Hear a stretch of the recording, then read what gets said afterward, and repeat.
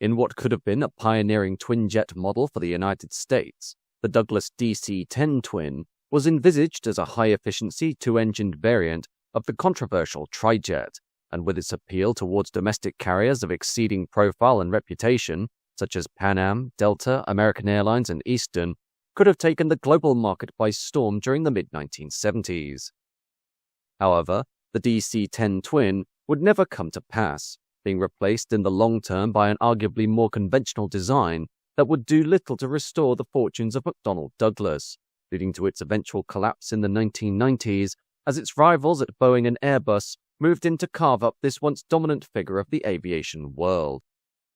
The existence of the DC-10 twin can be owed to the rise of Airbus, a proposed twinjet widebody airliner that would be a world first for the commercial aviation market, previous attempts to create such a machine having been hampered by the presence of the 60-minute rule, a long outdated regulation that forbade twinjets from flying over bodies of water beyond an hour's flying time of the nearest diversionary airport, this rule having been drafted in a time when the reliability of jet engine technology was still uncertain. In the mid-1960s, McDonnell Douglas was one of the premier aircraft builders in the world, following its merger during 1967 between the Douglas Company of Long Beach, California, and McDonnell Aircraft of St. Louis, Missouri. This rapid combination of their assets being due to the former's sudden success with the DC-9 twinjet regional airliner, which was of such high demand that it far outstripped the production capabilities of the firm, thus leading to ruinous litigation being filed by disgruntled and delayed customers. With the backing of McDonnell, as one of America's leading military aircraft manufacturers, the fortunes of the former Douglas Company could be restored, and the builder now set about developing a new range of commercial airliners that would not only replace the aging DC-8 quadjet of 1960, but also meet the demands of the emerging widebody market for jet aircraft, as engendered by civilian versions of military strategic transport projects. While Douglas was eager to provide a trijet version of their upcoming widebody so as to meet the 60-minute rule, they were also conscious of the fuel efficiency benefits provided by a two-engine concept, and therefore, with Airbus developing their own twinjet at their main facility in Toulouse, France, 1968 saw Douglas approach Airbus with a collaboration offer. Under the designation of Model D969, Douglas proposed a joint venture with Airbus in order to create an optimized widebody twinjet, with James McDonnell, chairman of McDonnell Douglas, suggesting a 50-50 combine that would essentially create a DC-10 fuselage married to the wings, engines, and tailplane of the Airbus A300. However, Airbus's CEO, Henri Ziegler, was a politically conscious figure in the European aviation industry, being a close personal friend of French President Charles de Gaulle, and had gained huge influence thanks to his successful rescue of the Anglo-French Concorde project, which had experienced delays and cost overruns, Ziegler being able to convince de Gaulle, who resented American domination of the aircraft industry, to support the Airbus concept.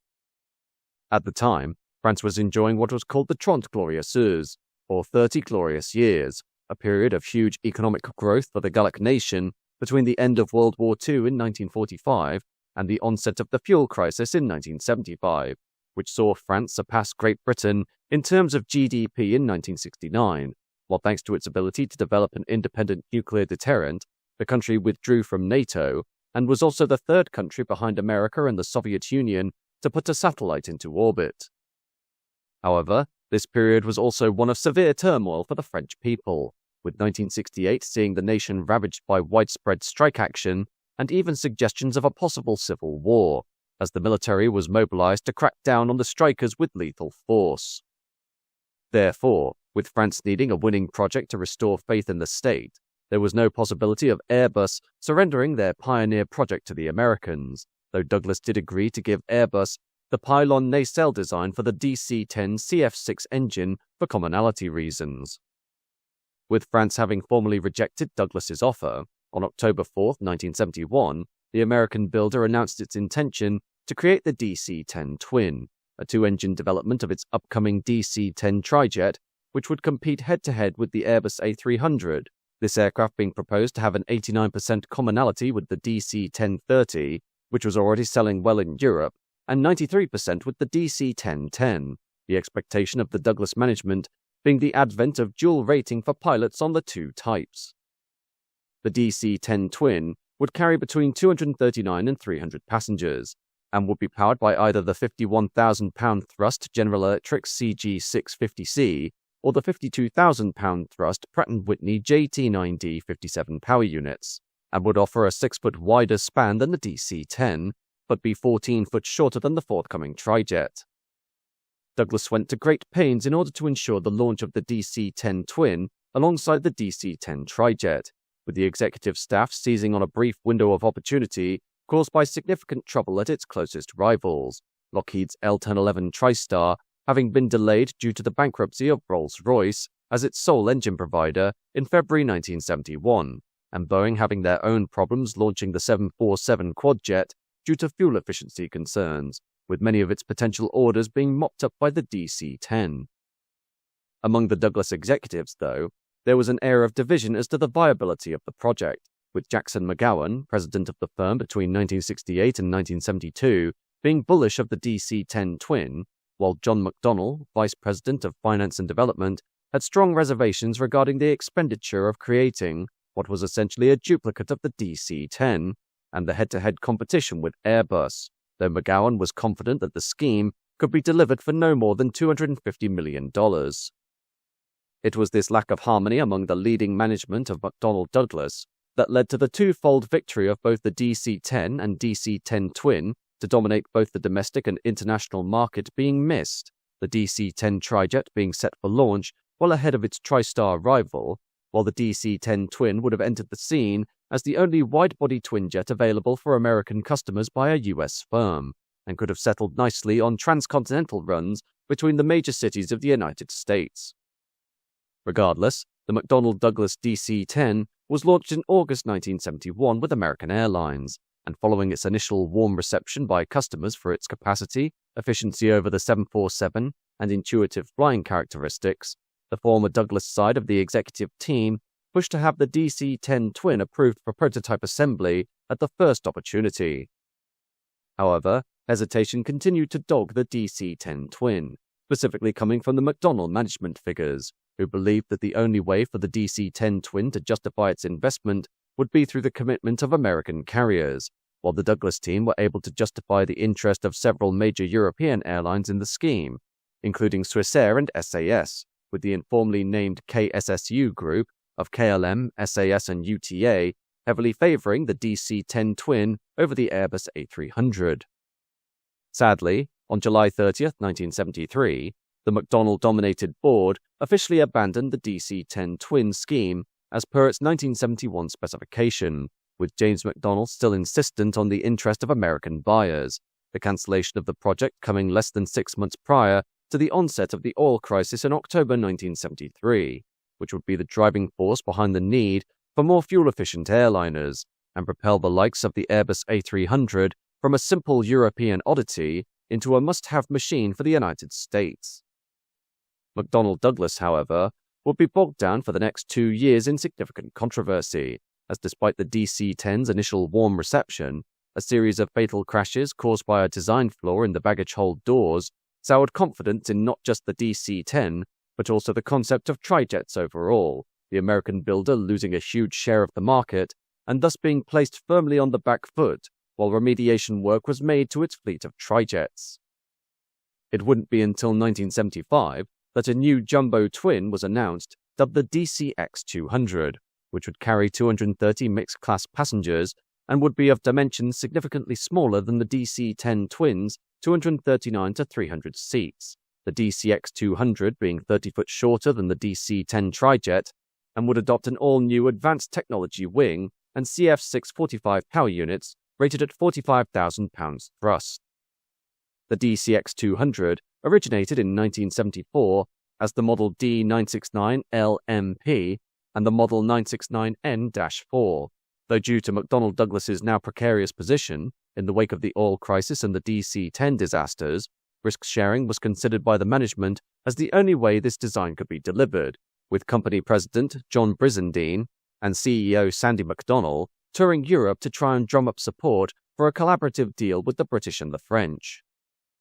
McDonnell Douglas's discussions with the failing UK industry revolved around a variety of different projects, that would be assembled domestically in Great Britain, including the creation of a Rolls-Royce powered version of the DC-10, dubbed the DC-10-30R for British Airways, the building of the supercritical wing for the DCX-200, alongside the Airbus A300 wings in Chester, which would feature the extensive use of composites, a joint SST effort to succeed Concorde, a military transport, and some missile work. Once the British had chosen not to collaborate with McDonnell Douglas on these schemes, the French were consulted instead, this nation being more receptive to a potential tie-up with Douglas due to the Airbus A300's catastrophic early sales, the French government seeking to bolster what it termed the lagging commercial transport sector, with only 22 A300 aircraft being sold in 1975 and only one example in 1976. In the 5 years since its first flight in October 1972, the A300 had racked up only 38 orders, and sat in storage with no potential customers were a further 16 units awaiting an uncertain future. Discussions between the French and American builders beginning alongside talks with the rival Lockheed, with Douglas rapidly emerging as the favorite for collaboration. Therefore, in June 1976, Sandy McDonnell announced that his company had signed a definitive agreement with Avions Marshall Dassault Bourget Aviation relating to the joint engineering, marketing, manufacturing, and support for an improved version of their Dassault Mercure jet airliner, a regional twinjet of similar proportions to the Boeing 737, and one that itself was proving to be a sales calamity. However, before the talks could go any further, the Joint European Transport or JET project was launched through the collaboration of British Aerospace, Aerospatiale, Dornier and Fokker, leading to what would eventually become the Airbus A320 during the 1980s, and thus McDonnell Douglas was forced back to the negotiating table. In order to keep the stockholders satisfied, Sandy McDonnell also announced that McDonnell Douglas was active in discussions to cooperate with Airbus in a way that would benefit both the DC-10 and the A300B, with the initial appraisal being that the DC-10 was still a hugely strong seller in Europe when compared to the A300, though these talks again went nowhere, and the deal collapsed within months when the Airbus team asked Douglas to drop the larger DCX-200 in favor of improved Airbus designs. Sandy McDonnell's attempts to win over potential European collaboration was also hampered by the senior management's frugal nature when it came to signing up to expensive joint venture deals, with any potential combines between McDonnell Douglas and a European partner being extensively scrutinized by the finance department before approval, leading to a string of vetoed proposals from Sandy McDonnell. Come the end of the decade, it was more apparent that the Douglas management had to make its decision with regard to the DC-10 twin as soon as possible, or risk being left behind by a rapidly evolving market, with the biggest change for the industry coming during 1978, as the 60-minute rule was replaced by extended-range twin-engine operations performance standards, or ETOPS. Encouraged by the lobbying of influential carriers such as Pan Am and Eastern Airlines, the introduction of ETOPS essentially opened up America to the Airbus A300 for the first time, meaning international and transatlantic runs for the type could now be undertaken, and thus proving to be the beginning of the end for the reign of the trijets and quadjets. From a position where the company had an almost unchallenged domination of the field, McDonnell Douglas was now playing catch-up against not only the Airbus A300, but also the Boeing 767, as announced on July 14, 1978, as Boeing's first widebody twinjet that was set for launch in the early 1980s, and had secured 38 firm orders from United Airlines, while Airbus followed up the now improving fortunes of the A300 with the A310, a shortened but longer-range machine for low-demand long-haul flights. Thus, the Douglas management's policy of risk minimization for the building of a twin-engine model to complement its DC-10 had essentially robbed it of its once distinct advantage, and in order to try and not lose its ever-decreasing place on the market to its rivals, studies continued throughout 1979 with the D969E and the D969N-21E for American Airlines, and the D969N-21L with winglets, while later in the year, a fresh look was underway with the D969N-300, which was dubbed the DCX-300. Again, the DCX-300 project went nowhere, while in 1981, McDonnell Douglas's second-place market share behind Boeing was lost to the Airbus A300, and Lockheed announced the closure of its TriStar production line, having never recouped its development costs, the prospects for the American builder being grim, with DC-10 orders having collapsed to zero in the passenger sector beyond 1982, leaving only the military KC-10 tanker on sale. The debacle related to the DC-10 twin was costly not only to the firm's place in the market, but also its executive staff, with John Brizendine retiring after becoming exhausted with the interference of the McDonnells, while in March 1982, Sandy McDonnell was appointed General Electric's Vice President of Marketing Development, and Jim Worsham was moved into the position of Executive Vice President at Douglas. Under Worsham's tenure, McDonnell Douglas was able to claw back some of its market share through excellent deals with Transworld Airlines and American Airlines regarding the brand new MD-80 series of twinjet medium-range airliners, during which the carriers were allowed to lease MD-80s for a limited period in order to evaluate their performance, the success of which led to a huge batch order for both companies, who subsequently became devoted MD-80 customers. Back with McDonnell Douglas's twinjet concepts, the company attempted during November 1980 to form a joint venture with the Dutch aircraft builder Fokker to partially develop what would be dubbed the DC-XX, with both builders coming very close to entering a full partnership, the basis of which would be the marrying of Douglas's research into the earlier DC-10 twin project to various initiatives proposed for the Fokker F-29, a replacement twinjet for their earlier F-28 Fellowship regional airliner.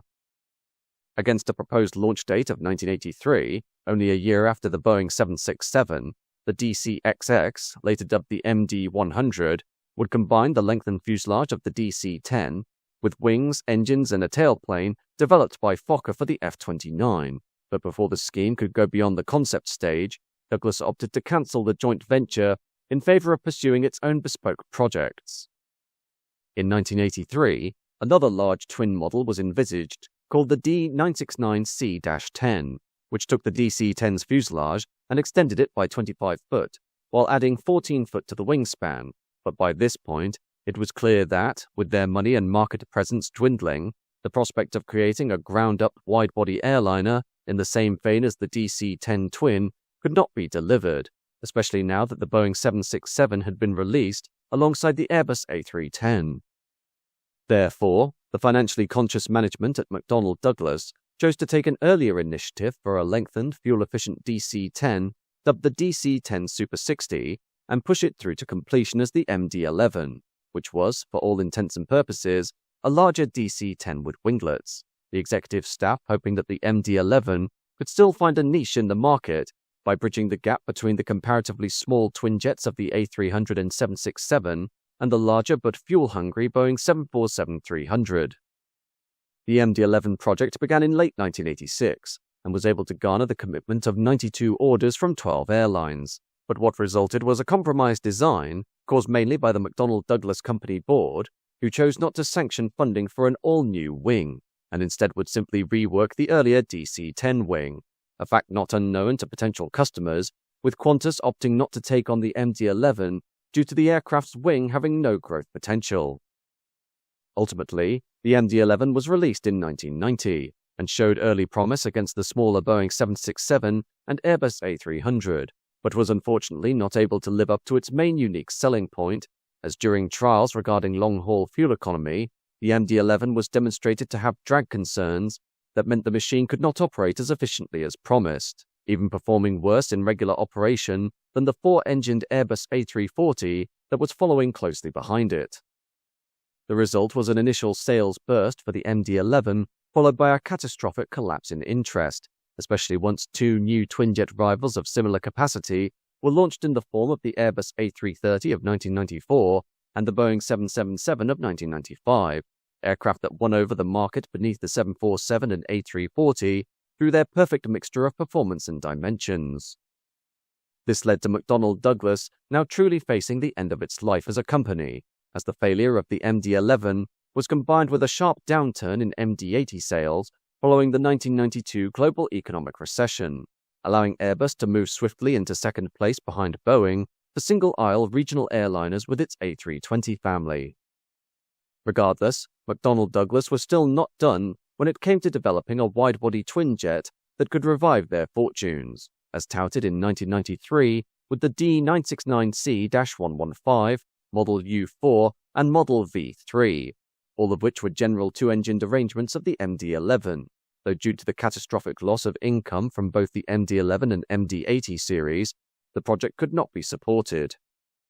In 1995, the MD-11 twin emerged as two families of two-engined airliners based on the MD-11 platform, with the A family being a 275-seater airliner with a range of between 4,000 and 7,000 miles, while the B family would carry 350 passengers between 4,000 and 6,000 miles, though again, neither scheme went beyond the drawing board due to a lack of funds.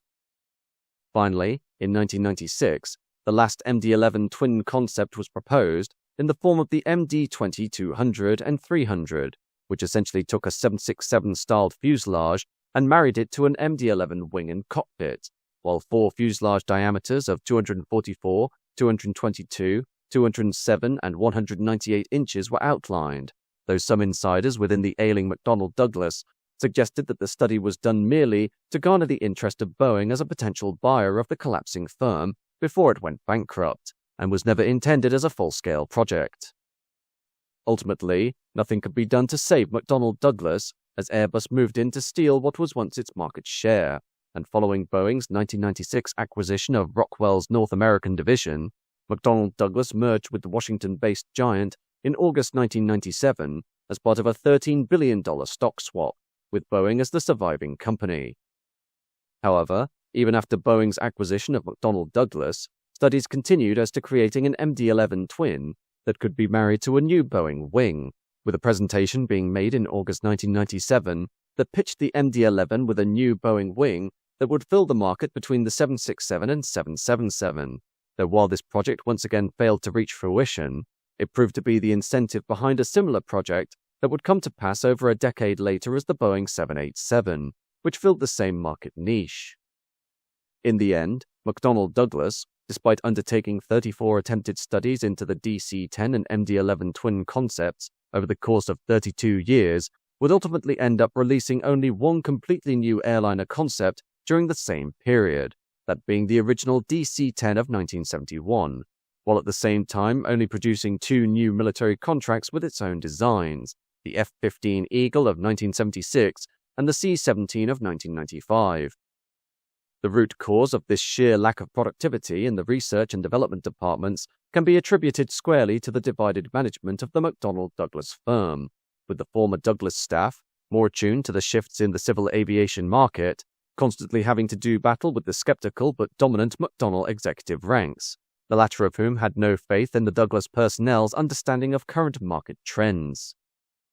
In reality, McDonnell Douglas had a perfect opportunity during the late 1960s and early 1970s to be a pioneer for the creation of a DC-10-based twinjet airliner, and were fully capable of financing the project thanks to their highly successful run with the DC-9, the DC-10 twin easily complementing the DC-10 trijet in the marketplace, and would have presented a superb and valuable airliner for American carriers both before and after the 60-minute rule had been revoked.